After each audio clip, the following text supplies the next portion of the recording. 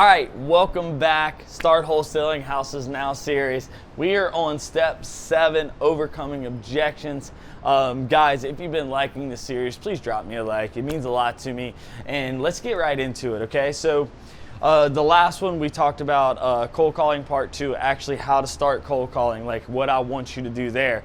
Now that you're actually calling, you're gonna start running into some objections with the seller, right? So remember, freecoldcallingscript.com. So what you're gonna get there is the script for actually cold calling, and then you're gonna get my overcoming objections script, right? How to crush objections. That's what we're gonna be talking about. So these are the ones that I cover in the script. That I'm going to take you to a screen recording here in a second, walking through the script, what it looks like, how to address all these objections, and that way you have it, right? You can print it out, you have it right there in front of you with your script, and you can use that to go through it, and it's going to help you tremendously, okay?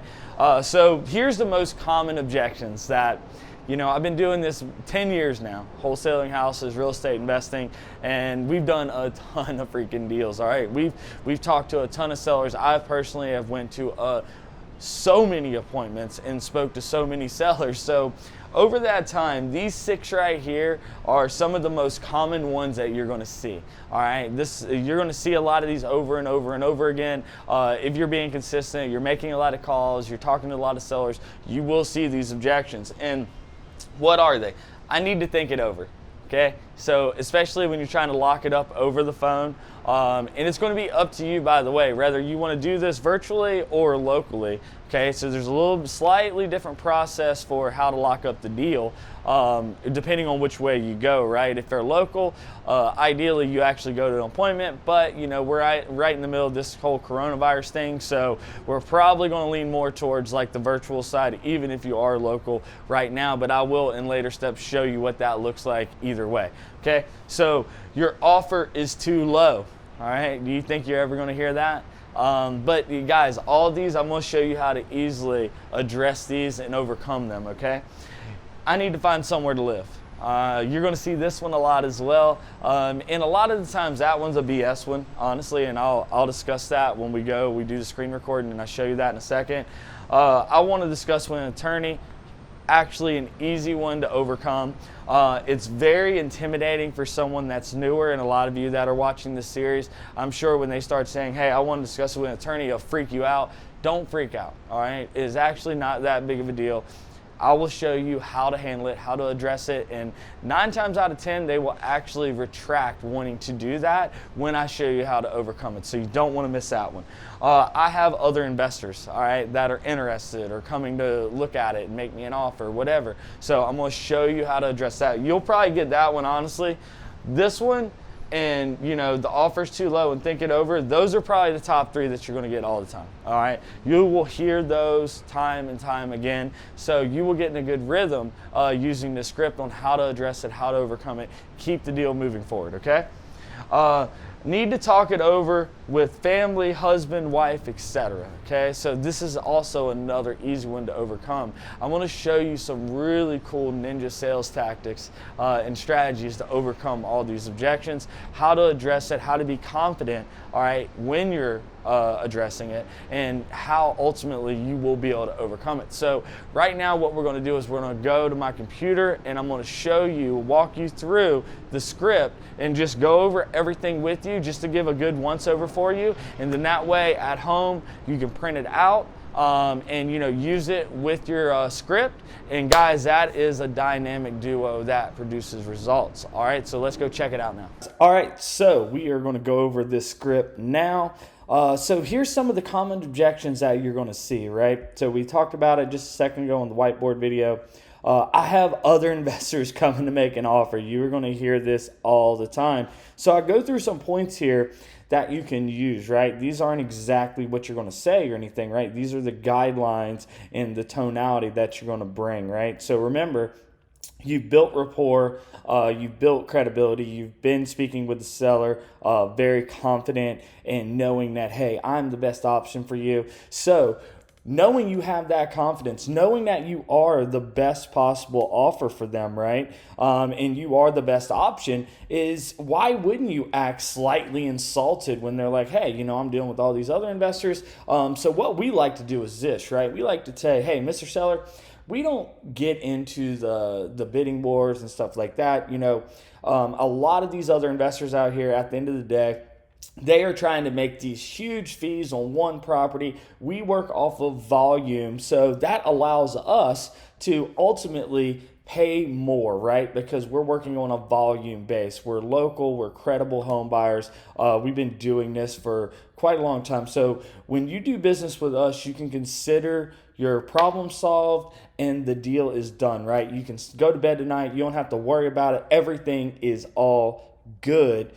So you have that comfort factor that comes along with working with us, right? So, and when I say discredit other investors, I'm not trying to say be nasty about it or specifically target other investors in your market. Like, you're trying to keep everything cool between you and everyone else, right? You're not trying to go out there and start bad-mouthing people. What will happen, though, as you become more and more successful in doing this, and you build a brand presence in your market, you will unfortunately have some unethical investors that specifically target you when they talk to sellers. So for us, we're not going to go down to that level. We're going to rise above that. We're just going to talk about what the main differences are of working with us versus working with someone else, right? So that's what I'm talking about when I say we can pay more through our proprietary buying process than other investors will typically be around the same price or less, right? That's usually what we'll tell them,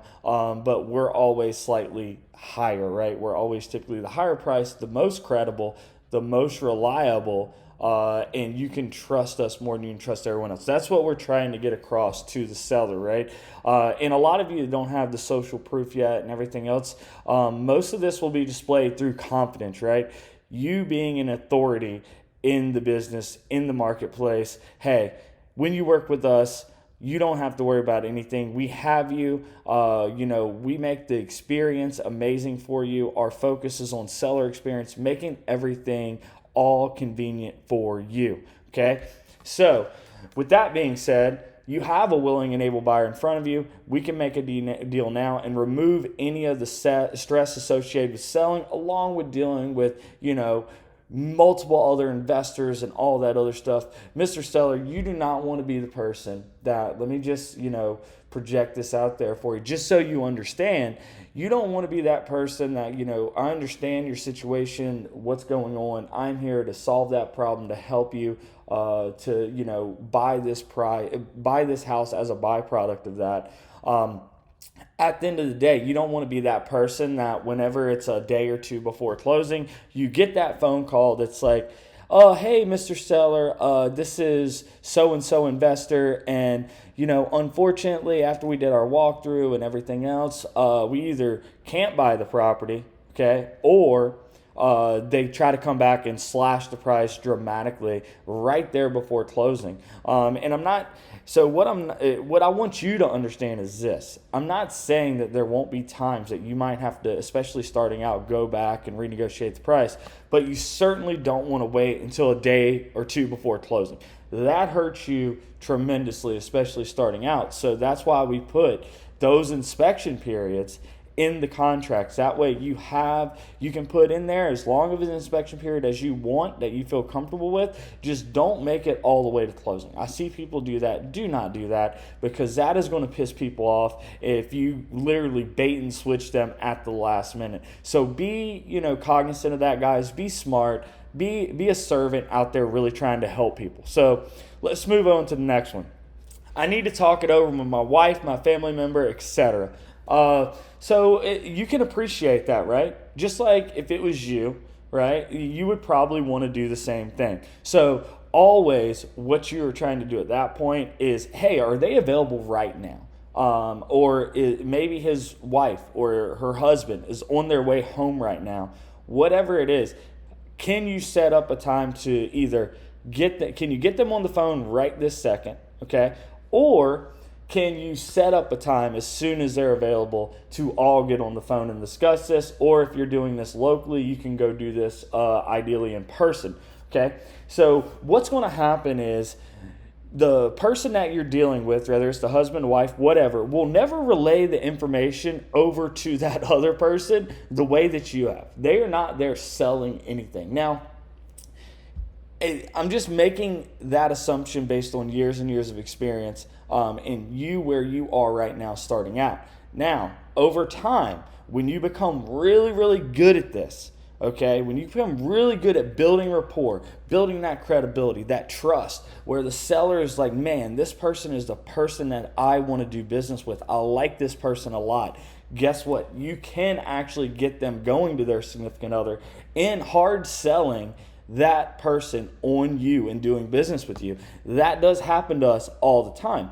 But this isn't a thing where, just starting out, I would never bank on this happening starting out, right? So follow these steps. Try to box that objection. Get them on the phone right then and there. Set a time to either go over there or have you can do a Zoom call. There's a lot of ways to do this, but as soon as you could possibly get that other person involved with you and so they can make a decision together, with you right then and there, that is what you're striving for, right? They will never translate that info correctly. Even if they're a hard selling, typically they won't, right? Because at the end of the day, they are not nearly as invested as doing business with you as you want to do business with them. So you can never act like you need them, you need to do business with them or anything else, right? You are always very neutral and you're coming from the abundance mentality. Hey, Mr. Seller, look, that it's okay to say no, by the way. Hey, that is completely fine. If it doesn't seem like it's going to be a deal, they're not really motivated, they don't really have a super problem to solve or anything else, it's okay to say, hey, well, you know what, Mr. Seller, I don't know if we're the best fit for you. This is what I recommend. And we'll talk about later on down the road other options that you can start throwing to them. For the sake of time, though, and staying focused, I'm not going to get into all those with you guys right now. But don't be afraid to tell them no, right? And do a little bit of a takeaway because, again, you need them to need you more than you need them, right? And I know it's easy starting out. You get a lead, you get an appointment, you get really excited. You're like, oh man, this could be it. This could be it. Guys, it will happen. Okay, just be consistent. Just keep moving forward as fast as you can, but do not get caught up in, thinking that every single lead that you talk to is that potential deal, and invest yourself so heavily in that one lead.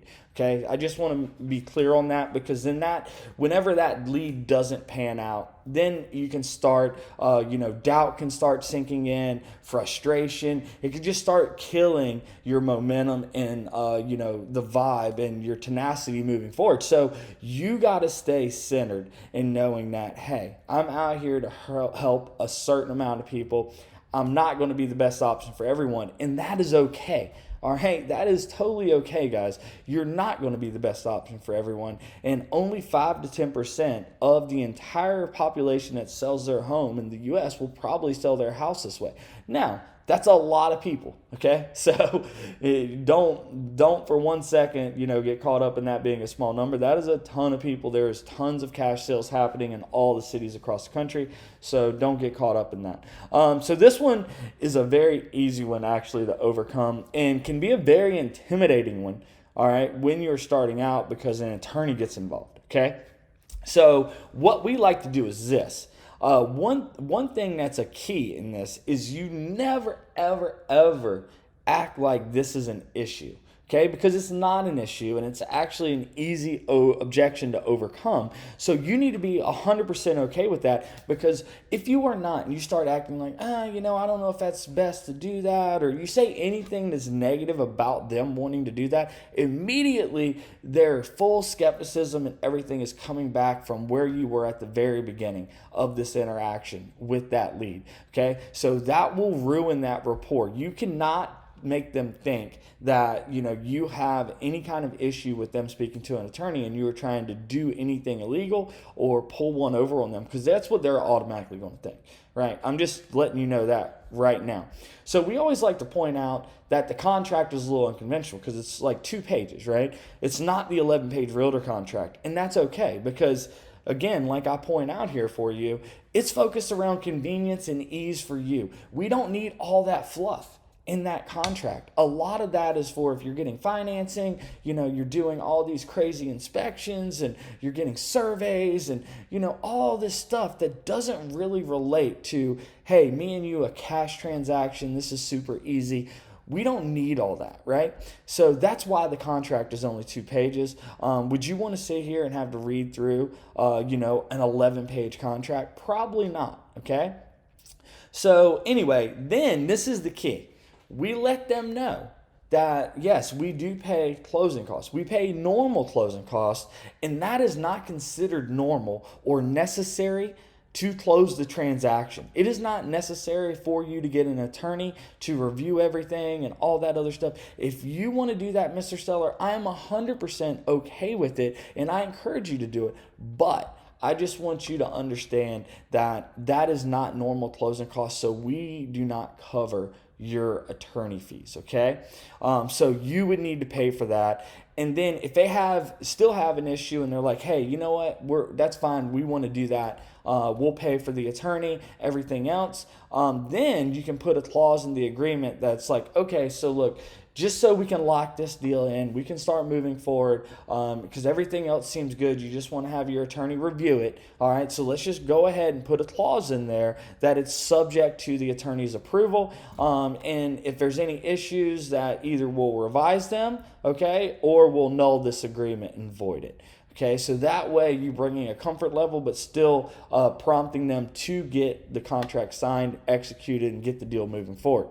So another one you're going to see all the time is your offer is too low. So whenever that happens, look, you got to understand that a lot of these people are uneducated in real estate, okay? They're going to Zillow and they're going to look at the Zestimate or whatever, and they're thinking, hey, this is what my house is worth. So it's your job to educate them on why that is not reality, okay? Like, here's the repairs that it needs. That's going to cost work. Here's what happens when we got to pay closing costs, right? If you go to sell it with a realtor, you're going to pay realtor commissions. If you have a mortgage, you're going to pay a mortgage over the next several months until the transaction closes. Insurance, you know, any maintenance, you know, your normal bills that are associated with the house. So all this stuff comes into play, along with, hey, guess what?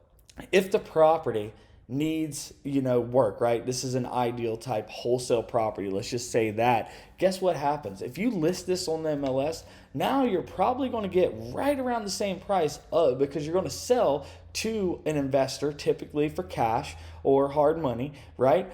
But a homeowner is not going to be able to get an approval through the bank unless a lot of this work is done. All right, so you're going to still be selling to an investor, but now you've involved a realtor, you've got closing costs involved now, and all this stuff. So you might as well knock off 8% of whatever you were going to sell it for, along with all the bills that you're going to pay in the meantime. And guess what? If you're selling to an investor, you're probably selling right around that same price, but now you just added an extra 8 to 10% off that you're subtracting off of your actual net, okay? So make sure they understand that. Sprinkle in that pain point. You know, reiterate how you are solving that for them. Reiterate what it's going to look like after this is solved, like how they can just relax, and it's going to take a huge burden out of their life, right? And then, you know, we use REI Automator, you know, reiterate that market data that you have them to support that and back that up. So, hey, Mr. Seller, in the zip code, on average, houses are sitting on the market this long, okay? So that's just to the point that they get under contract. We're not talking about how long it takes them to actually close, which would typically be 30 to 60 days after that, okay? So you're looking at months out of getting this done. Why extend this out when you don't need to? I'm right here. Let's do this deal and let's move forward. So I need to find somewhere to live. This is an easy one, guys. This just comes back, honestly, to being a problem solver. All right, so, you know, in your offer, you're just going to put in there that you're going to help them find a place. put an emphasis on you being a professional in the business and how much value you bring to the table, that you are going to not only find them a place, but you could probably help them get a deal because you're in this business, okay? So you can get over that one pretty quick. I need to think it over. Look, you got to pinpoint the real issue that's holding them back here, because this is so vague. They're just like, I just need to think about it. So it's always going to come down to actually these 4 things. I put in there 3. You haven't solved their problem yet, okay? You haven't addressed why the price is what it is. Remember, you're paying condition adjusted market price. That's key. It's either that, the contract, or your credibility. You, the company, they don't trust you yet.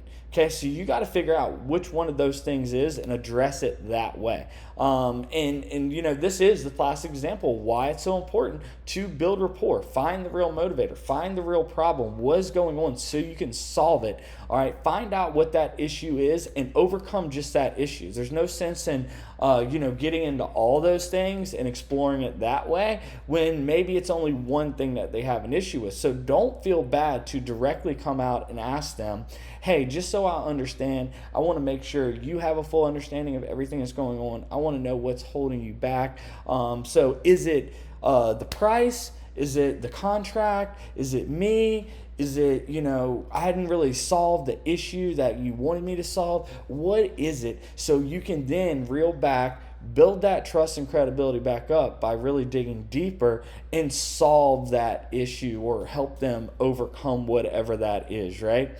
Guys, this isn't super complicated, and I'm telling you, the more you do this, the better you're going to be. Over and over and over again, you're going to hear all these objections time and time again. So just some other key points I want to throw in there for you, and you'll use this with the cold calling script, by the way. This will be very helpful for you. Same with the text script as well. Once you end up getting them on the phone, it's important to know when to shut up. You are there to listen. All right, so one key trait of a strong salesperson is they really know when to talk, they really know when to lay it on and close, but then they also really know when to shut up and just listen, okay? Because power is in listening. They will tell you everything you need to know if you're just willing to shut up and let them tell you, okay? By going in there and asking the right questions and everything else, they will tell you what is going on. Most of the time. Now, a lot of them still won't tell you the price, right? They'll still try to hold that back, but a lot of them will, really give you what that issue is, all right? A lot of them don't hold that back because they really want it solved, right? And that tells you how motivated they are, that they're willing to tell you that because they really have a problem that they need help with, and you are there to help them. So it's critical for you to be a great listener and great at having a conversation, relating to them, say something funny every once in a while, get them on your side, right? People like themselves. So remember, this is key, guys. It's you and the seller against the market. It is not you against the seller. Understand when you arrive at the door, if you're virtual, you're doing this over the phone, they are under that impression. So it's up to you to turn that around and get them on your side. And again, the typical, hey, you want to buy the highest, or you want to sell the highest, you want to buy the lowest. You got to try your best to remove that stigma. And how you do it is through rapport, trust, credibility, being very transparent with them, getting them to open up, relating to them, and, overcoming their objections, solving their main problem, making sure they have full expectations of what's going to happen before you either leave or hang up the phone. So you both are on the same page, right? You gotta remove that stigma of it's me against you. No, Mr. Seller, we are both up against the market. Unfortunately, based on, I understand where you're at and what you want, but this is what the market is saying, and this is the condition adjusted market price. So, along with that, then you bounce off of the price, make that secondary, then go into how you're solving the problem. Because remember, you always want to make solving the problem at the forefront, and then the price is secondary. Now, it is to them as well, even if they don't realize it yet. So what will tend to happen is, you know, in their mind, it's always about the price at first, typically, right? Not everybody, but a lot of them, okay? A lot of them are super focused on the price, and that's what they're worried about. Well, once you've come in there, you built that rapport, you've actually created a plan that's included in the offer of solving their actual problem, you're helping them, that trust, you know, they like you, guess what? All right, guess what? Now you have built that allegiance with them that, hey, it is us working against the market. We're both on the same side. We're just trying to get this done. All right, so guys, I'm going to go back to the video. But look, use this with the cold calling script. And, you know, if you don't have it yet, free wholesalingstuff.com. You can download all this stuff for free. Now let's go back to the video. All right, guys, we're back. I hope that was very helpful for you. So remember, if you want to get the cold calling script and the overcoming objection script, how to just crush any objection that the seller throws at you, freecoldcallingscript.com. It's 100% free. I'm not charging you anything for it. You're going to put in your name, your email, and your phone number. Boom. You will instantly have it, and you can hit the ground running, okay? So guys, do me a favor. If you've been liking this series, drop me a like. Make sure you subscribe, and if you would, drop me a comment below. I'm here. Like, I want to give you feedback. I want to help you. What are you struggling with going through this series? Like, where are you getting stuck at? Okay, so coming up as well, I know a lot of you asked for it, filling out the contract, how to get the contracts, right? So what I might actually do is maybe I'll even just add the contract package in there for you guys as well. How about that? So you'll have the contracts, you'll have the cold calling script, you'll have a way to overcome the objections. I'll give all this to you for free. Okay, that's what I'll do. So it'll all be on that site now. I'll actually go in there right now, make sure I get that updated, get the contracts in there as well. And guys, I will be showing you in later steps how to actually fill the contract out, make an offer. All that's coming up as well. So guys, remember, it's a lifestyle. Doing whatever it takes to do whatever you want. I love you. Peace.